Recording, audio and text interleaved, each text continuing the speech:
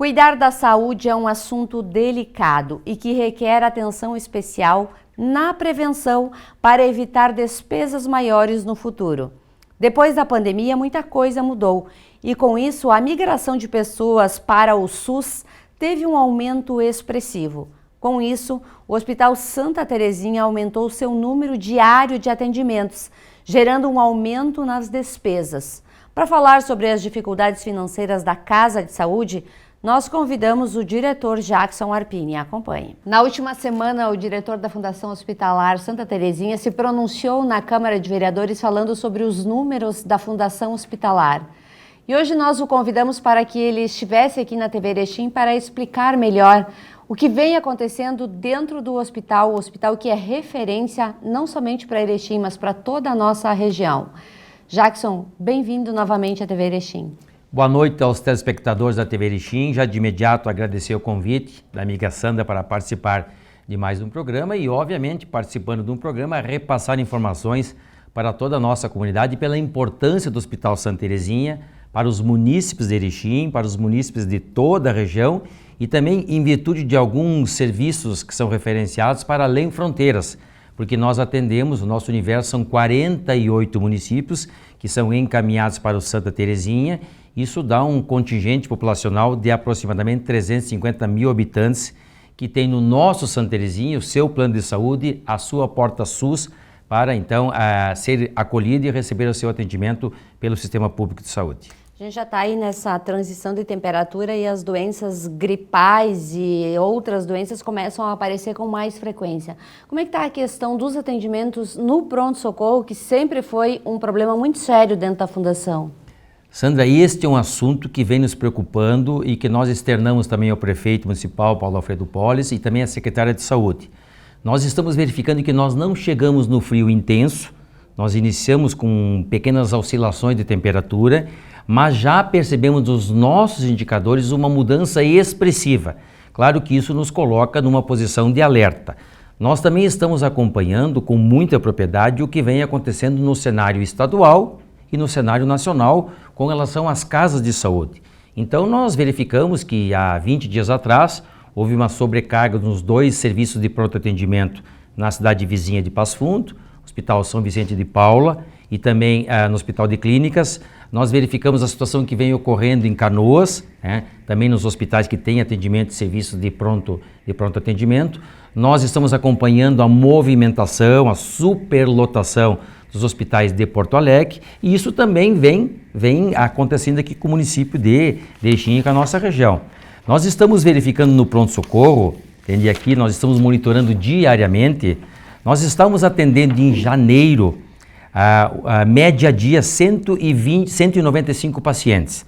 Nós passamos fevereiro a 199, nós passamos março 236, abril 252 e até a presente data, ainda um número parcial, nós estamos com 264. Percebam que é uma linha ascendente a cada mês. E nós não chegamos ainda no inverno rigoroso, no qual tem aquela questão da sazonalidade, das doenças respiratórias, das internações na área pediátrica. Então isso, obviamente, como eu já mencionei, Sandra, isso nos coloca em preocupação, porque estes fatores colocam a Casa de Saúde em sobrecarga. O que nós estamos verificando por esses e por uma gama de outros indicadores é que a nossa instituição está entrando em sobrecarga.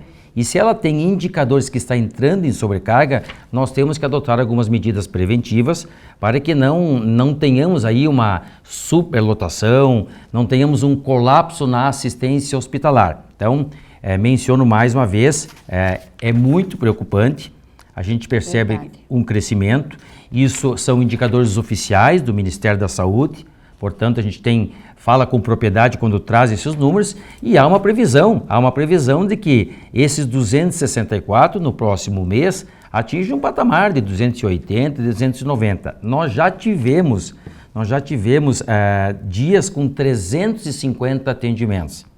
Nós tivemos dias que nós atendemos no pronto-socorro do Hospital Santa Terezinha 350 usuários.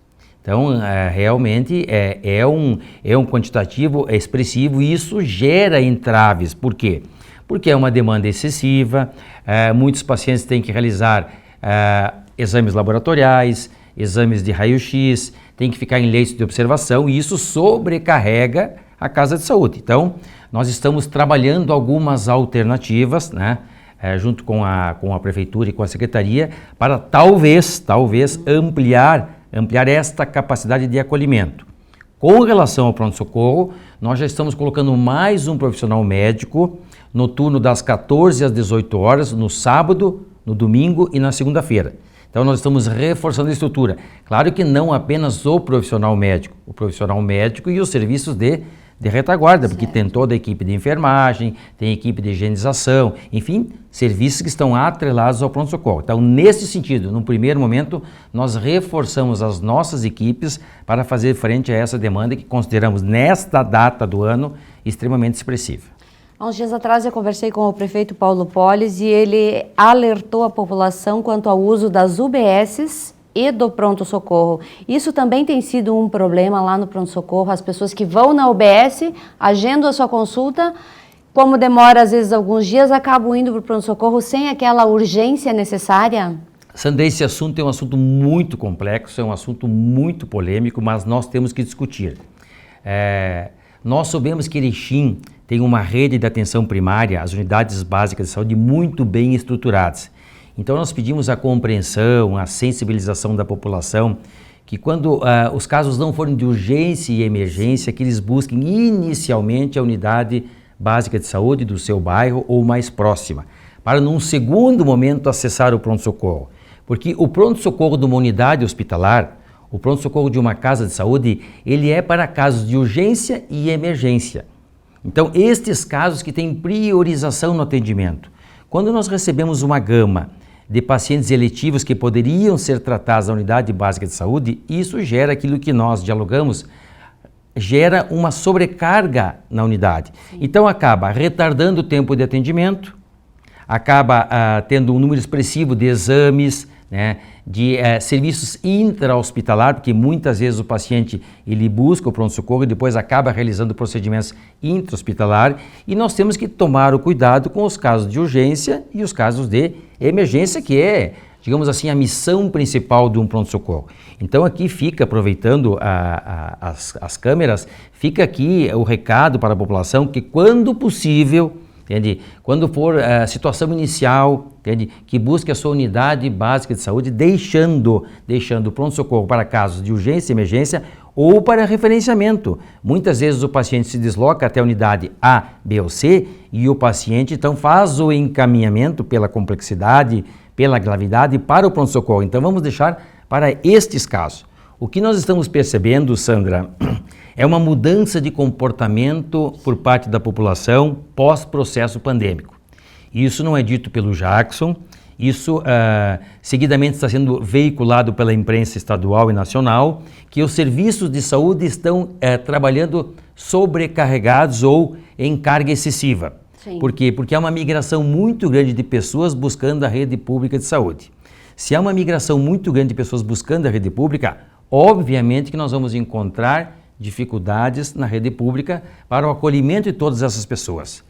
Antes do processo pandêmico, nós tínhamos uma média histórica, então não é uma média pontual, uma média de vários anos, que o número de atendimentos do pronto-socorro era em torno de 160 a 170 pacientes. Eu acabei de mencionar que nós estamos atendendo 264 e já chegamos a ter picos de 300, 320 e 330, até 350, praticamente 100% a mais daquilo que nós atendíamos antes do processo pandêmico. E aí, claro, né, Sandra, nós podemos aqui entrar em vários fatores que estão levando a essa situação. Como é que é formulada, diante de todo esse atendimento, a equipe que vai estar nessa linha de frente, que é o pronto-socorro, tanto de médicos quanto de enfermeiros? A capacidade é suficiente? Sandra, nós monitoramos, nós temos escalas, né, que ficam de prontidão para a atuação junto a um pronto-socorro, que é via de regra, a área mais sensível, mais nevrálgica de todas as casas de saúde. Nós pegamos as nossas aqui, as de Passo Fundo, as de Santa Maria, vamos falar do estado, as de Porto Alegre, a grande maioria dos problemas de atendimento se dão no pronto-socorro ou no pronto-atendimento, justamente por uma demanda excessiva. Então nós monitoramos os nossos indicadores. Nós sabemos assim, pelo histórico, os picos de demanda excessiva. Nós temos os casos, por exemplo, de final de semana, no qual não tem a retaguarda das unidades básicas de saúde. Por isso que nós estamos colocando no sábado, no domingo e na segunda-feira uma terceira equipe médica, justamente para dar esse suporte, que as UBS estão fechadas. Então nós temos mais ou menos os indicadores dos momentos de picos elevados e daquilo que nós precisamos. Então, mediante estes dados, é importante monitorar os dados, é que nós traçamos as estratégias. Por essa razão que estamos agora reforçando sábado, domingo e segunda no horário de pico de atendimento. Agora, nós temos uma situação muito importante que eu quero aproveitar aqui, colocar para toda a comunidade. Nós temos uma limitação física, porque muitas vezes nós recebemos um questionamento e a gente recebe isso de forma corriqueira. Colocam mais profissionais, aumentem as equipes. Nós temos uma questão de limitação física. Então nós temos com um número X de consultórios, nós temos um número X de cadeiras na antessala para receber, nós temos as salas de observação com número X de poltronas. Então nós temos tudo dimensionado. Quando esse quantitativo é muito elevado, ele gera, obviamente, que sobrecarga. Sim. É o que vem acontecendo no Estado. O que nós externamos para os senhores vereadores na segunda-feira, quando fomos convidados para ir na Tribuna Livre, é justamente nesse sentido. A Casa de Saúde, tá? O Hospital Santa Terezinha, que é referência SUS, ele está entrando em sobrecarga. O que é essa sobrecarga? Nós estamos tendo dificuldade de receber novos pacientes porque estamos com os leitos totalmente ocupados. Nós estamos falando aqui de 182 leitos. Uhum. Na semana passada nós tivemos todos os dias pacientes aguardando na observação do pronto-socorro, vaga para internação clínica. Meu então, Deus. Isso significa a estrutura entrar em sobrecarga. Nós temos situações pontuais, por exemplo, que o paciente faz o procedimento cirúrgico, vai para a sala de recuperação e tem uma demora alongada para retornar ao leito clínico. Por quê? Porque ele está ocupado, ele não está disponível. Então o paciente, nesse caso, ele fica na sala de recuperação. Nós estamos realizando em torno de 35 a 38 cirurgias por dia. Na última sexta-feira nós realizamos 40 cirurgias. Então a velocidade do bloco ela está acelerada. E aqui nós queremos agradecer a contribuição dos profissionais médicos, de todas as estruturas de apoio, porque um hospital como o nosso, né, que é um hospital de referência SUS, que atende 48 municípios, ele funciona como uma cidade em movimento. São 8 portas de acesso. Né? Porque as pessoas às vezes assim, pensam, tem a porta de acesso do pronto-socorro. É uma das portas de acesso. Uma gama expressiva de pessoas entram pela sala de recepção, de internações, para fazer a sua internação. Tem a central de especialidades, tem os pacientes da oncologia, tem os pacientes da radioterapia, tem os pacientes da hemodiálise, tem os pacientes do laboratório. Então vejam só, que nessas 8 portas de entrada acessam o nosso hospital em torno de 800 pessoas por dia. 800 pessoas por dia. Então a nossa preocupação, Sandra, nesse momento, olhando outros exemplos do Estado, é que a casa não entre em superlotação. Não entre em sobrecarga a ponto de não termos mais condições de acolher os pacientes. Por isso que nós estamos fazendo essas manifestações de que as pessoas busquem num primeiro momento, quando não for o caso de urgência e emergência, busquem num primeiro momento o atendimento na rede básica de saúde, na unidade do seu bairro ou do bairro mais próximo, né? Nós estamos agora já nos antecipando a chegada do inverno, então assim, as crianças que a gente sabe que são mais afetadas e as pessoas idosas que usam uma vestimenta adequada sempre que possível, entende? Que se protejam do frio, que façam uma alimentação quando possível adequada, ingestão de água, para quê? Para que a gente possa tomar algumas medidas preventivas associadas com a rede básica de saúde e que não tenha uma superlotação no Hospital Santa Terezinha.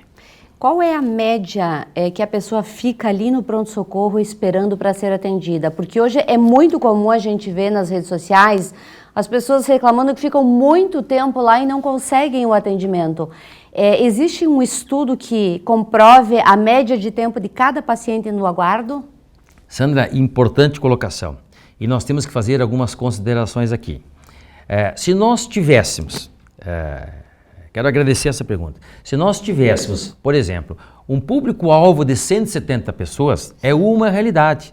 Sim. Nós temos uma excelente estrutura física, nós temos boas equipes médicas e nós temos boas equipes de retaguarda. Então é uma realidade, aquilo funciona, digamos assim, num fluxo normal. Quando nós temos picos de elevação, entende? Então nós começamos a encontrar alguns entraves. Por quê? Nós temos que associar, se nós temos aqui, vamos pegar o último mês, tá? 264 pacientes por dia.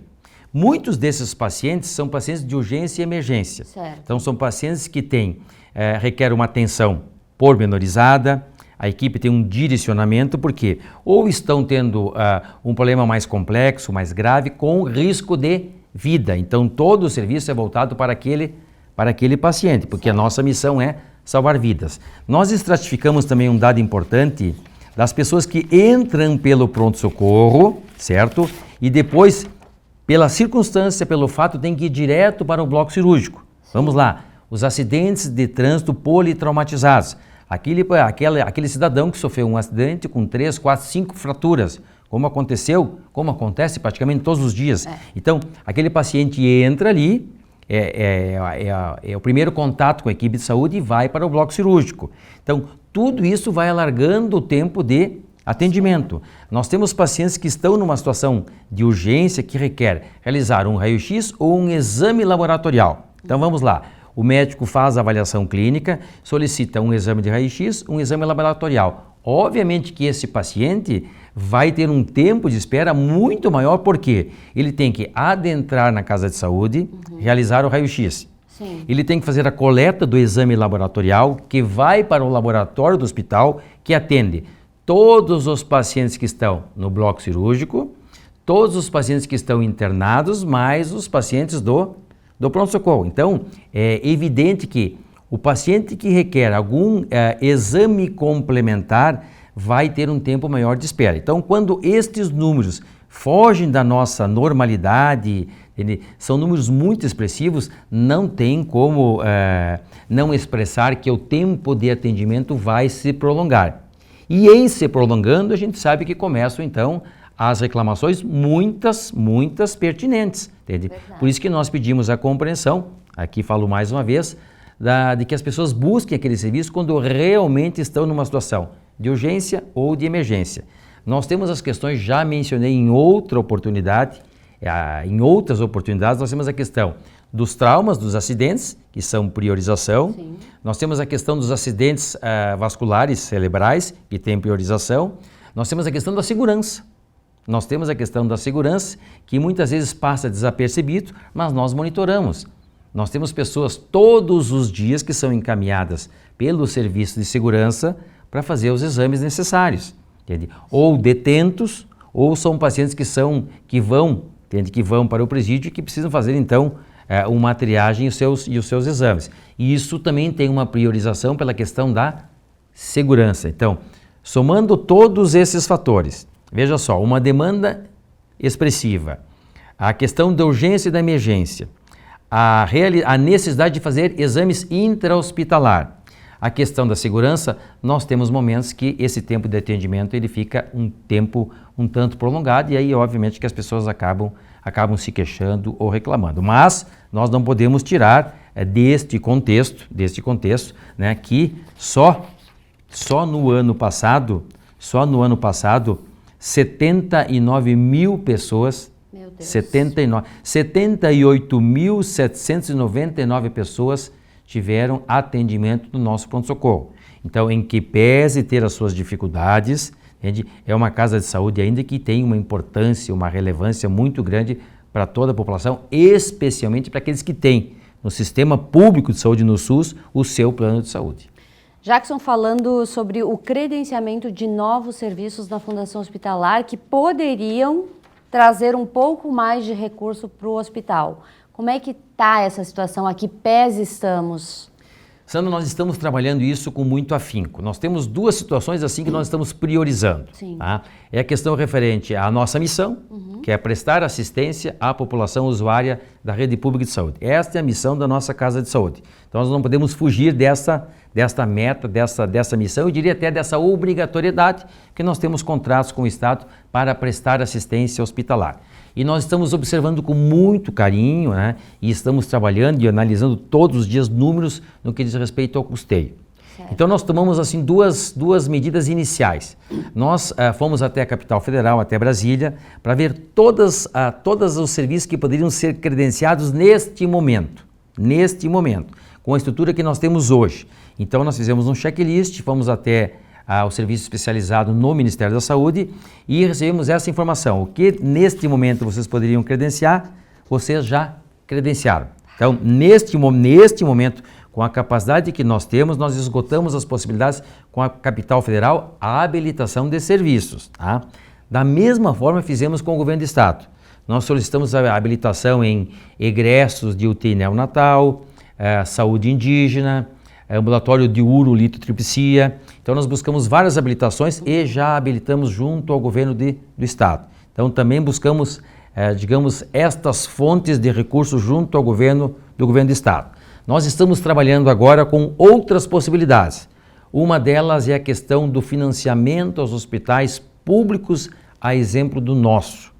O nosso é um hospital que tem 182 leitos, que atua na plenitude, se não na plenitude, 99,5% para o sistema público de saúde.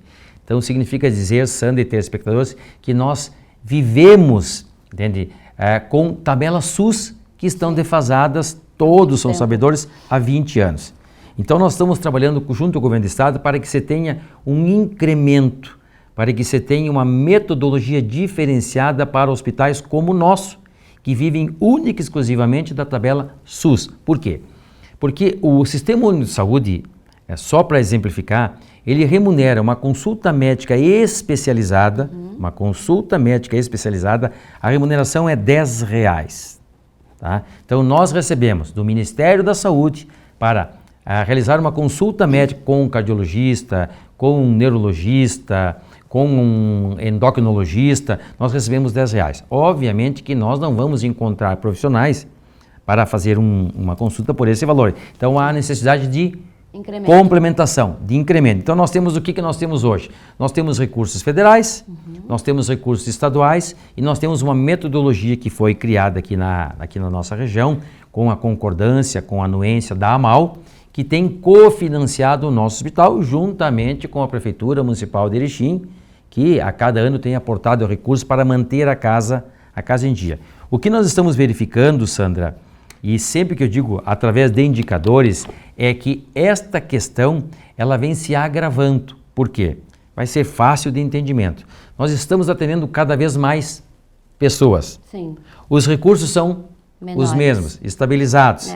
Eles não sofreram indexação, eles não tiveram incremento. Então nós estamos atendendo mais pessoas com a mesma receita. E nós tivemos, posterior ao processo pandêmico, posterior à Covid, uma elevação muito grande dos insumos médicos hospitalares.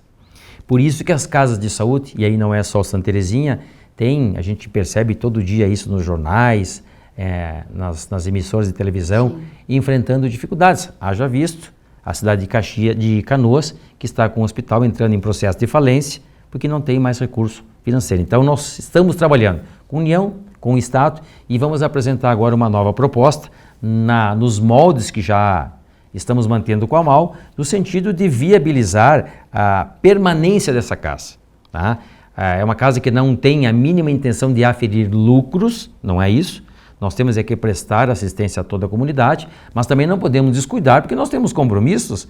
Nós temos compromissos com os serviços médicos, nós temos compromissos com as empresas que fornecem materiais e insumos para a realização dos procedimentos. Então nós temos compromisso com todos os nossos colaboradores. O hospital tem hoje 700 colaboradores, então é uma empresa com 700 colaboradores, aproximadamente 180 a 200 médicos. Então nós estamos falando de um contingente de 900 pessoas que em 2022 realizaram 266 mil atendimentos, tá? Hospital como um todo, 9 mil procedimentos cirúrgicos, 2022, 79 mil atendimentos no pronto-socorro, 12.171 internações, isso significa mais de 1.000 internações por mês, né?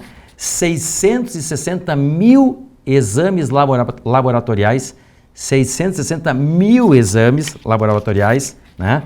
Nós temos hoje 206 pacientes recebendo tratamento de hemodiálise, né? Nós temos hoje 20.900 atendimentos na quimioterapia realizados em 2022. Nós temos 3.000 atendimentos realizados na radioterapia, né? Nós temos na Central de Especialidades realizadas 20 mil consultas em 2022.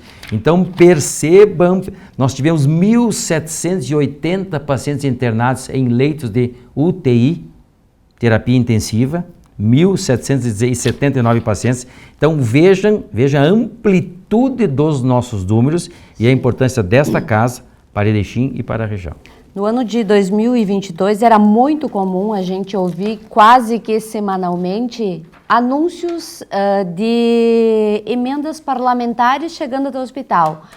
Essas emendas desapareceram em 2023?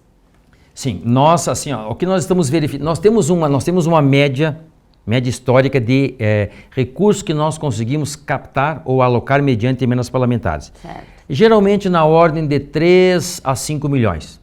De um patamar de 3 a um teto de 5 milhões que ajudam muito na manutenção da Casa de Saúde. Então nós sempre trabalhamos nessa direção. Este ano 2023 é um ano um pouco atípico, porque houve então mudanças no governo federal. Sim. Entende? E nós fomos buscar emendas importantes, de valores expressivos, mas não houve ainda a finalização do processo. Então nós temos indicativos, nós temos bons indicativos, tá? De emendas que poderão chegar na nossa média, em torno de 3 milhões e meio a 4 milhões de reais. Entende? Mas aqui quero ressaltar que são indicativos, né? Porque nós encaminhamos documentação a todos os parlamentares federais, aos 31 deputados federais, aos 3 senadores. Fizemos visitas a esses parlamentares, especialmente aqueles que tiveram uma boa votação aqui na nossa região. Sim. Então nós já temos respostas positivas, né, de valores mais ou menos nessa ordem, 3 milhões e meio a 4 milhões e meio. Claro que nós estamos aguardando agora a efetividade. Então a gente recebe um ofício, a gente cadastra a proposta no sistema de gerenciamento do Ministério da Saúde e depois vem o recurso. Então a nossa expectativa esse ano, Sandra, é atingir a média histórica. Tá?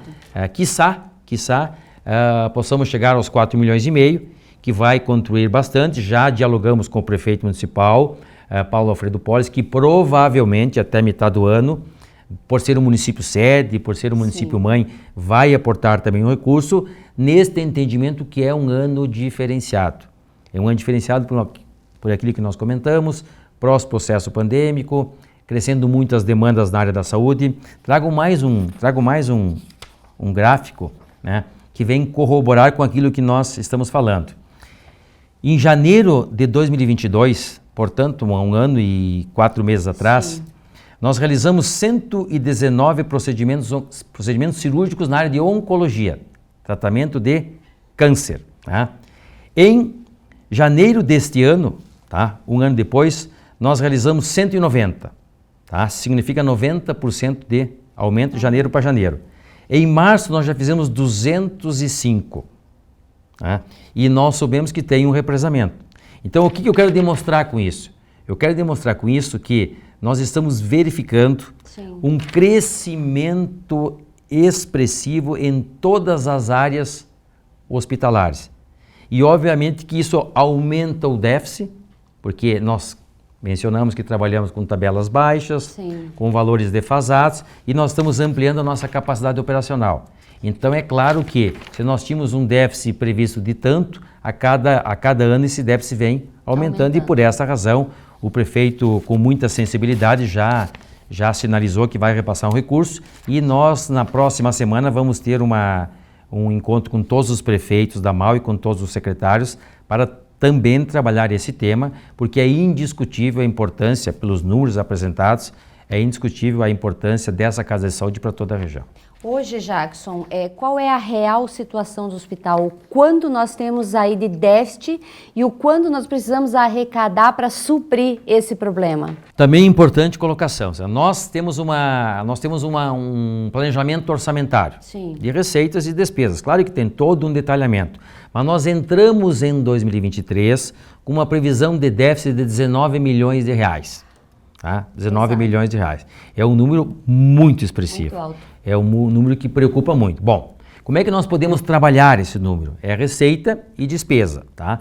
Então assim, ó, se nós tivermos sucesso, aqui vamos fazer um exercício de Pitágoras, se nós tivermos sucesso nas emendas parlamentares, 4 milhões de reais, nós tínhamos 19, 4 milhões já cai para 15. Nós já soubemos que o prefeito vai fazer um aporte financeiro. O ano passado aportou 5 milhões de reais, já vem a 10.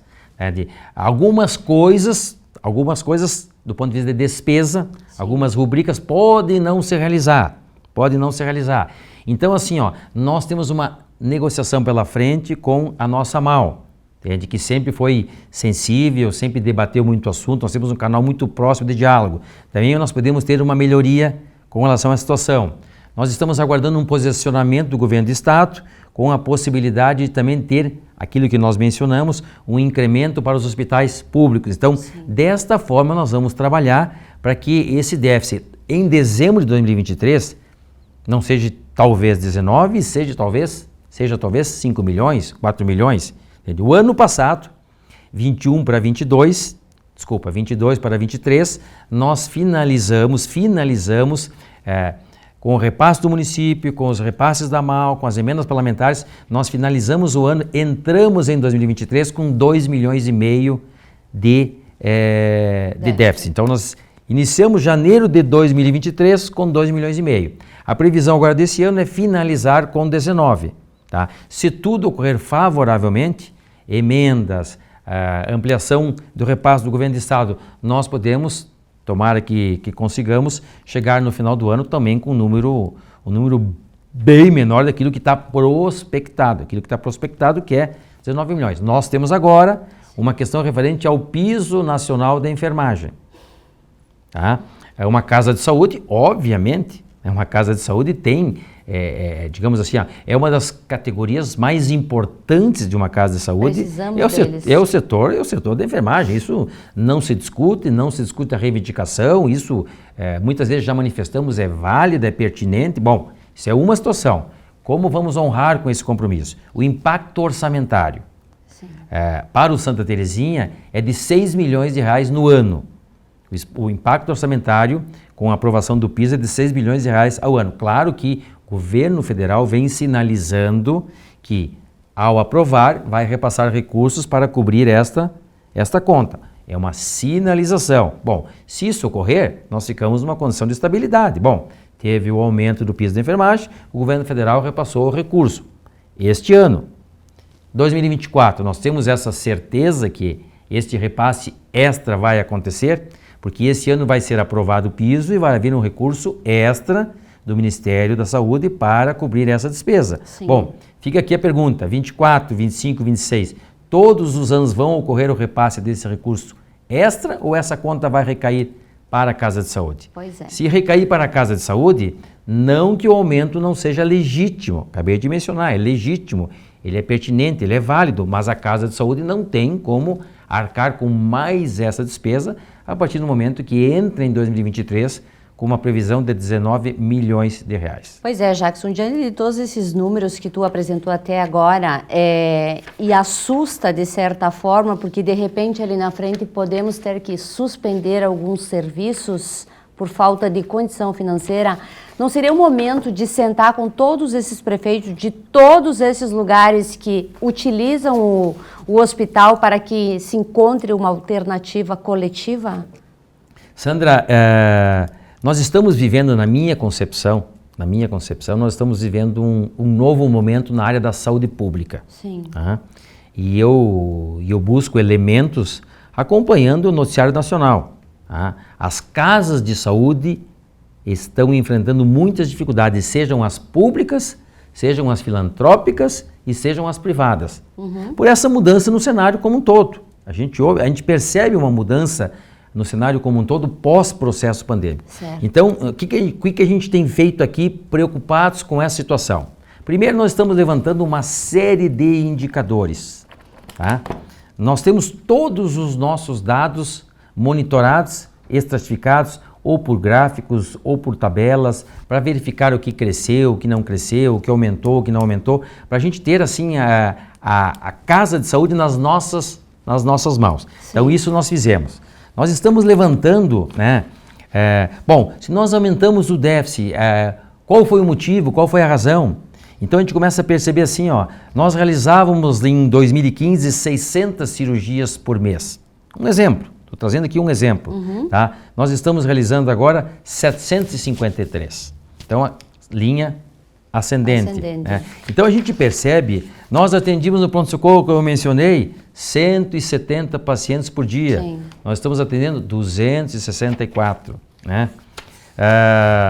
Fiz a consideração as cirurgias oncológicas. Nós realizamos em 22, 119, estamos realizando 205, é 100% de aumento. Né? O nosso bloco cirúrgico aqui, ó, Sandra, março de 22, 836 procedimentos cirúrgicos. Agosto de 22, 855 procedimentos cirúrgicos. Março de 2023, 843 procedimentos cirúrgicos. Bom, vamos fazer um apanhado geral, uma média geral. 35 cirurgias por dia. Reitero, na última sexta-feira, 40 cirurgias. Isso requer internação, isso requer exames complementares, exames de laboratório, exames de imagem, alimentação, nutrição e dietética, fisioterapia, fonoaudiologia. Então, assim, ó, o nosso tempo de permanência, a gente pode procurar entender a casa de saúde. Entende? O Estado preconiza que uma internação clínica tenha um período de internação em torno de 8 dias. O cidadão interna, fazer uma internação clínica, não é cirúrgica, ele tem que ficar em torno de 8 dias, o recomendado é 6, e nós estamos com a nossa média em 5, que é positivo porque ele está tendo alta e nós temos possibilidade de internar outro paciente. Então, assim, ó, nós estamos com as nossas médias boas. Nós temos que trabalhar agora de forma emanada, como sempre trabalhamos, entende? Para tentar minimizar esses números. A gente tem clareza da nossa responsabilidade, tem clareza o número de pessoas que dependem do Hospital Santa Teresinha. Nós temos que botar nesse conjunto todo, Sandra, nesse conjunto todo, nós temos que botar que nós precisamos renovar o parque tecnológico. Se é um hospital que trabalha nesta velocidade, com essa demanda, e nós sabemos que os equipamentos têm um tempo de vida útil, nós temos que cuidar da assistência, nós temos que cuidar da questão referente ao custeio da casa de saúde e nós temos que cuidar da renovação do parque tecnológico. Como é que a gente tem feito isso? E felizmente com muito sucesso, com parcerias. Então nós trocamos o raio-x, estamos trocando o mamógrafo, está chegando agora uma torre de vídeo para o bloco cirúrgico, está chegando um ultrassom portátil, chegaram todos os equipamentos novos da UTI, que passou de 10 para 20 leitos. Então estão chegando agora perfuradores ósseos, bisturis eletrônicos, entende? Todos os equipamentos que eu falo são equipamentos de R$500 mil, R$600 mil, R$300 mil. Então, nós temos que cuidar disso também. Por quê? Porque a casa não pode entrar em falência de equipamentos. Então, nós temos que caminhar em várias direções ao mesmo tempo. Como nós estamos fazendo isso? Já coloquei e reitero, parcerias com parlamentares e com o governo do Estado. Neste caso, nós estamos tendo sucesso. Né? Então, permite focar na assistência, focar no custeio e nós estamos conseguindo recursos extras para fazer essas aquisições. E, inclusive, melhorias. Nós estamos finalizando agora 2 escadas. Isso nos custaram aproximadamente R$1.800.000. Fizemos porque... Não. Fizemos por fazer, não. Porque nós temos apontamentos do Corpo de Bombeiros, nós temos compromisso com o Ministério Público, então estão sendo feitas as escadas. Nós vamos entregar agora, provavelmente até o final do mês, início de junho, o novo centro de parto normal, totalmente remodelado, num novo espaço, com todos os equipamentos imobiliários novos para quê? Para qualificar os nossos serviços. E isso vai ter um custo de R$800 mil. Nós entregamos a UTI, vamos começar agora a UTI pediátrica e a UTI neonatal. Estamos finalizando um apontamento na sala de recuperação do bloco cirúrgico. Vamos entregar isso provavelmente em 2 semanas, 15 dias. Um investimento do hospital, com sanitários novos, onde os familiares ficam aguardando o procedimento cirúrgico. Nós estamos finalizando o Centro de Diagnose por Imagem, o CDI, o laboratório, o raio-x. Então, raio-x, parceria com a Câmara Municipal de Vereadores. Isso oportunizou troca de piso, substituição do teto, reforma da parte elétrica e hidráulica, porque a nossa casa é uma casa que tem 90 anos. Então eu acho que nós estamos avançando, nós temos problemas que nós temos que enfrentar, a gente sabe disso, nem tudo são flores, mas nós não podemos retirar, Sandra, deste contexto, estes números, da importância da Casa da Saúde. Há necessidade de melhorar? Sempre que nós falamos em saúde pública, sempre que nós falamos em saúde pública e em saúde, sempre há espaço para melhorias. Sempre há espaço. Agora, nós não podemos simplesmente virar a página e não verificar a importância dessa casa para a população que depende do Sistema Único de Saúde, pelos números que nós apresentamos.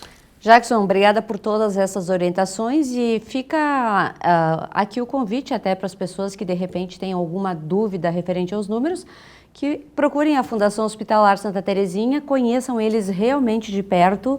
Eu acho que isso é importante, né, Jackson? Se tem dúvida, vai no hospital e esclarece. Sandra, nós estamos à disposição, tanto eu, como o Márcio, como a Camila, como o Dr. Lago, para qualquer eventualidade ou alguma dúvida.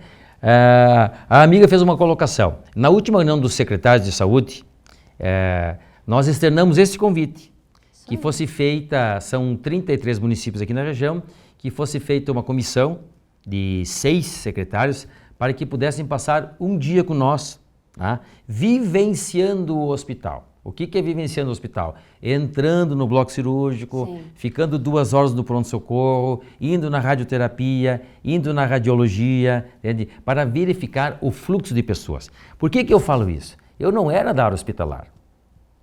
Eu não tinha, jamais passava pela minha... Eu atuo na saúde há mais de 30 anos. Jamais passava pela minha mente ou pela minha cabeça esses números. Estando lá agora eu percebo. Sim. Porque eu vou até o bloco cirúrgico, eu vou até a oncologia, eu vou até o pronto-socorro, e eu vou até as internações, eu percorro os corredores, e aí você vê um número de pessoas, nós estamos falando de 800 pessoas que acessam o hospital diariamente, 8 vezes 3, 24 mil pessoas por mês acessam o hospital, vezes 12 daqueles 270 mil atendimentos. Verdade. Jackson, muito obrigada pela tua disposição sempre. Obrigado, Sandra. Até uma próxima oportunidade. Sempre que necessário, colocamos a Casa de Saúde, a Fundação e a direção à disposição.